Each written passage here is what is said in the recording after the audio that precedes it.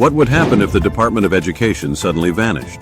Imagine a world where federal oversight of schools, student loans, and education standards just disappeared. Would it lead to more freedom for states, or would it create chaos for students and families? In this video, we're diving into this controversial topic and breaking down what it could mean for you.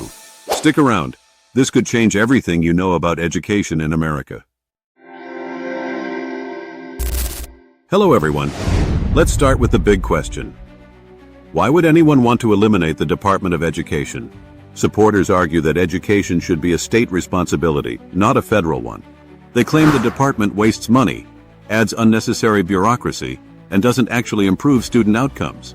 But critics say this move could leave vulnerable students, like those in low-income schools or with disabilities, without critical support. Before we go further, let's break it down. The Department of Education isn't just some abstract government office. It plays a huge role in your life, whether you realize it or not. It manages federal student loans, provides funding for K-12 schools, and enforces civil rights laws to ensure equal access to education. If it's eliminated, these responsibilities would need to be transferred elsewhere. But here's the catch. No one knows how smoothly that transition would go. Let's talk about one of the biggest concerns, student loans.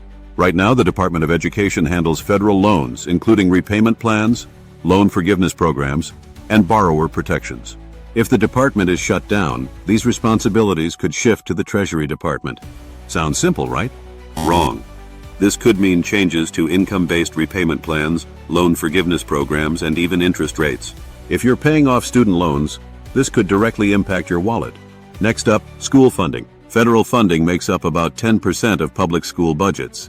But that money is targeted toward low-income schools and special education programs. Programs like Title I and IDEA ensure that vulnerable students get the support they need. If these programs are moved or restructured, there's a real risk that funding could be reduced or distributed unevenly. This could widen the gap between wealthy and underfunded school districts, leaving some students at a major disadvantage. Here's another big question. What happens to education standards? Right now, the federal government helps set guidelines for things like testing, teacher qualifications, and curriculum recommendations.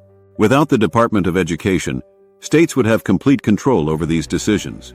Imagine a student in one state learning advanced science, while a student in another state barely covers the basics. The Department of Education also plays a key role in enforcing civil rights laws in schools.